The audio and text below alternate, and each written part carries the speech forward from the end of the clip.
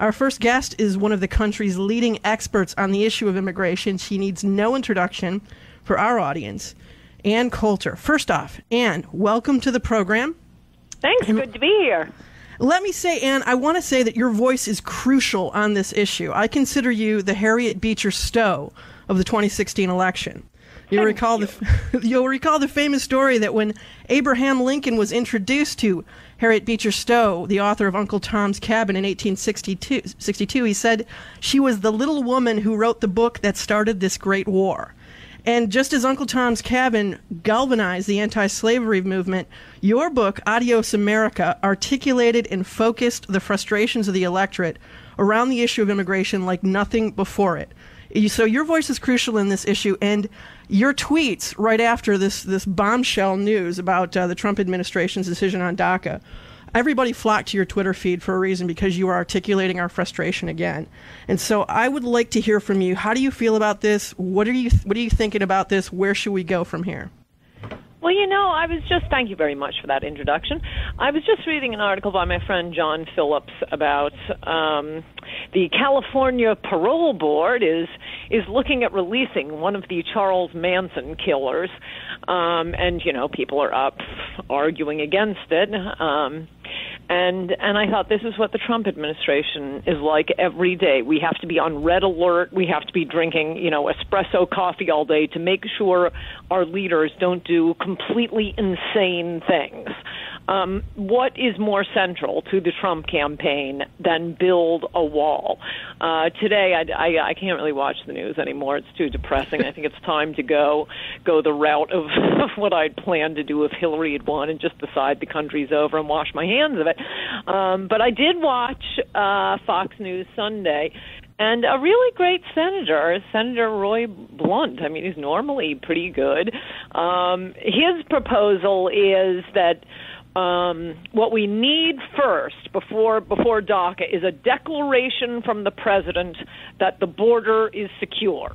Are you kidding? No. He actually said that? Thank you. That's exactly the right reaction. We need to watch news together, along with various other things that happen in that show.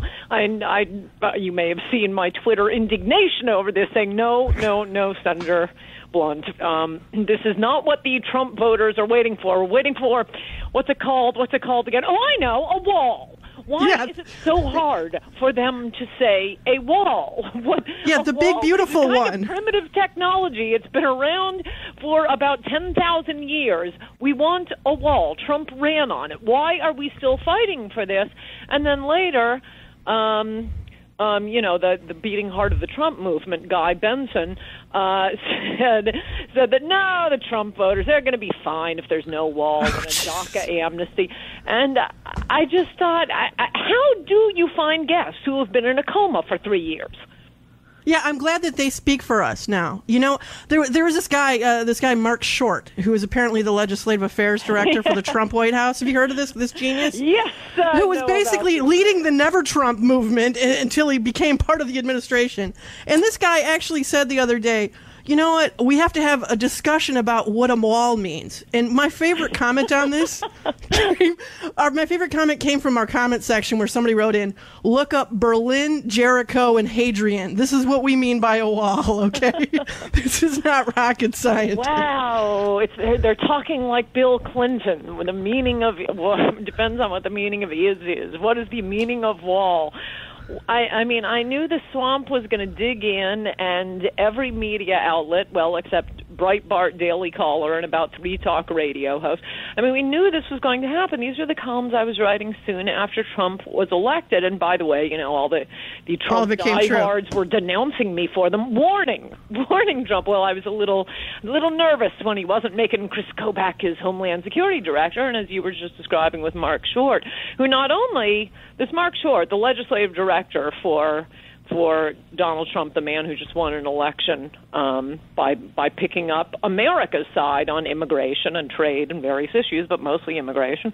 Mark Short not only was heavily lobbying the Koch brothers to make an 8-figure investment into stopping the Trump train, but Mark Short leapt on the Rubio campaign, which, I could end the sentence there and it would be bad enough. No, when did he jump on the Rubio campaign? After Chris Christie batted him around like a rag doll at that New Hampshire debate. Yeah, so he has great judgment, of course. Yes, exactly. That was what my conclusion was. Apparently, that was not the idea of the Trump administration. No, it's all never-Trumpers working there, and personnel is policy, particularly for someone like Donald Trump. I mean, I don't understand it because his instincts have been so good. This was not a quick affectation he adopted for the campaign. He was tweeting against amnesty years before he announced, or at least back, when they were pushing the Gang of Six amnesty. All of his instincts, he was attacked relentlessly. He didn't back down during the campaign. And then he gets elected president, and suddenly Goldman Sachs and Rubio staffers are running everything. And that bimbo Nikki Haley at the UN. How can we fight this? And this is Joel. This is Joel. Sorry, go ahead, Joel. Hi, welcome and good evening. You mentioned that word, Bill Clinton, or that phrase. I think it was triangulation that you were referring to. Bill Clinton kind of lying is technically what I was referring to. Right. But go ahead with triangulation. So is that what's going on here? Because at first there was the debt ceiling deal between Trump and the Democratic leaders. Is the DACA deal or not deal, whatever they want to tell us it is now, is that a sign that he's pulling a Bill Clinton by trying to adopt the other side's issues to appeal to the center? And if so, is it going to work? No, I think it's lazy stupidity. For one thing, just historical note, when did Bill Clinton triangulate and on what sorts of things? It was after... thanks to his impressive leadership of the country for the first 2 years of his administration, the Democrats lost control of Congress for the first time in half a century. The pushback was pretty strong. Here we have exactly the opposite. Despite running, this candidate who was taking the popular issues, Trump came with a lot of baggage. Nobody was voting for the Access Hollywood tape. Well, I don't know how much clearer the voters can make it. We don't care. Just build a wall and stop dumping the third world on us, which they've been trying to communicate in various ways incessantly, blocking 3 amnesties in a little more than the last decade, throwing Eric Cantor out. And now we've put this utterly implausible candidate in the White House. Why? Because of his positions. The wind is at his back on his positions, and moreover, I saw that on the triangulation point, that was the line that was being pushed to Trump by Senator Chuck Schumer, which Trump fell for hook, line, and sinker, that, well, you don't want to get yourself boxed in. You don't want to be, take all the positions of one side and not take the position of the other side. Again, Chuck Schumer should get together with Guy Benson. Were these people in a coma for the last 2 years? That was the Trump campaign. He did not take the standard Republican positions. He did not take the standard Democrat positions. What he did was look around and say, hey, I think I'll take the popular side of every issue. Thus, for example, he didn't want to cut entitlements. He did not run on tax cutting. But what do we get? We're getting all of the Paul Ryan agenda going straight to tax cuts for the rich. And don't get me wrong, I love tax cuts. That's not why Trump won. People don't care about taxes if they don't have jobs. He ran on, immigration, trade, and not starting any more wars. And we basically have, Bush/Clinton out of this guy, because who's he hiring? People who want to go to war constantly. What was that idiotic bombing in Syria about? At least we got him to back away from starting yet another pointless war. Human meat grinder in Afghanistan. Yep, human still going. Meat grinder. Why do we even have troops in South Korea? He's not doing the reaching out to Russia. And immigration is a bipartisan issue. Who does it hurt most of all? African Americans. Absolutely. Let me ask you this. You mentioned the 3 amnesties. I actually wrote a piece about this this past week. Republicans have rejected this DACA deal for 10 years already. In other words, the reason that the 2007 Comprehensive Immigration Reform Act failed And the reason the Gang of Eight bill failed in 2013 was that they put border security at the same time as legalization. And that's something that Republicans rejected time after time after time. Even John McCain gave a speech when he was looking for conservative votes in 2008 saying, I get it. You didn't like the way we did it. I get it. We're going to do border security first. He didn't use build the wall, or maybe he would have won. But he did say that he acknowledged that that's what the base wanted. So why has Trump apparently gone back on that? Even now when he's talking about how there isn't a deal, he's still talking about a framework where we'd have border security and legalizing at the same time, or even worse, where we'd pass the DACA bill and then later do the border wall. The order is completely reversed. Yes, and Americans aren't stupid. You're absolutely right. It makes zero sense to ever be talking about amnesty or anything else about what you're going to do with the illegals already here until you have a wall. First, there's a wall. Then we'll talk about what happens to illegals already here. I'd say deport them, but we can't even have the discussion until you don't have more coming. And that is what has happened after every amnesty. I mean, there was a big one in 86, and there have been small ones since then. And the DACA, I mean, that led to that enormous border surge that you guys covered heroically, while the mainstream media was covering it up with all the Central Americans crashing the gate and dying in the process. No, number one, it has to be border security. Why Trump is doing this, I can't imagine. Why he didn't put Chris Kobach as Homeland Security Director. Why he hired, the top leadership of Goldman Sachs and moved them into the White House. I don't know, but this is not what he ran on. And the Trump train. He's off the Trump train. Yeah, he's totally gone. You know what? The thing that's important, I think, that we have to remind people, Ann, is that this DREAM Act that's being considered, the DREAM Act of 2017, this is not even the same one this is even more extreme than the earlier one, the DREAM Bill from 2010 or Obama's DACA executive order. This one, by the way, does not exclude those who are receiving it from receiving benefits like health insurance subsidies under the Affordable Care Act, which mean it would explode our federal debt. It would explode it because they would be taking Obamacare subsidies. So we're looking at the U.S. taxpayer would be hit with, this is our estimate, $115 billion of federal debt over a decade from the DREAM Act, thanks to Obamacare. This was a report that our finance editor, John Carney, wrote.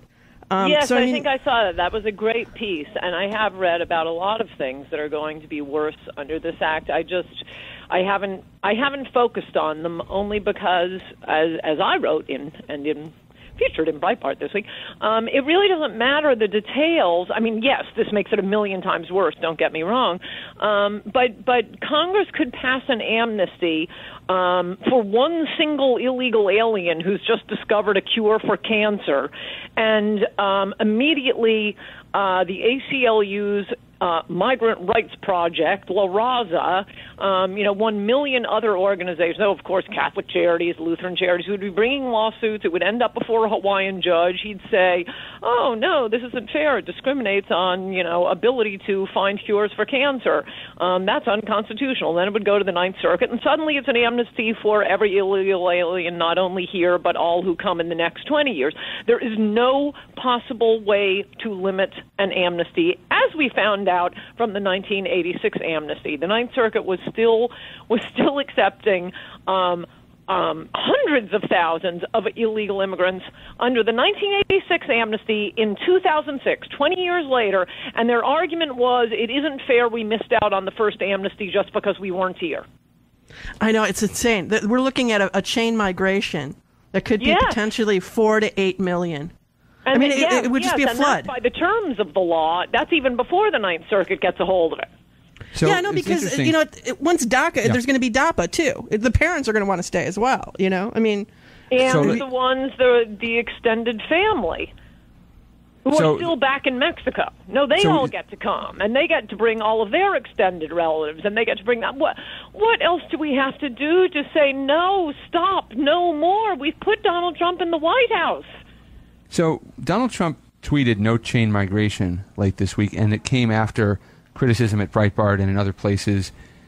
He's obviously listening to some extent. What's the political strategy going forward? Because if you oppose this deal, it's looking pretty bleak. The House Republican leadership, the Senate Republican leadership, they seem pretty eager to sign on to whatever comes through. What's the strategy for opponents of this idea? Well, I've really enjoyed the burning of the MAGA hats. I mean, what Breitbart is doing, interviews with the Angel Moms, long term, it's for Trump to have a total house cleaning at the White House and have more than, one person any place in the Trump administration who agrees with his entire campaign, as opposed to all the ones who opposed it and lost or would have lost. I mean, and then long term. Well, that's short term. We need a White House house cleaning, and longer term, I think we may have to look at a third party. These are the popular ideas. Trump may not follow his own campaign strategy, but there it is for any politician willing to take up the cause. And as I pointed out recently, that even that crazy little fellow Ross Perot, he was ahead in the polls until he started talking about crazy stuff, and that was 20 years ago.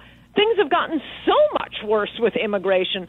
I think a third party would be absolutely viable now, and you don't have to call it the Trump party, but it would be the Trump party because it is the issues Donald Trump won on. I think it's a fantastic idea to not have to take the suicidal positions of the Republican Party or the suicidal identity politics of the Democratic Party and just say, I'm going to run on the popular side of every issue. Does anybody else want to take these issues from me? Because apparently neither party does, nor does Trump himself.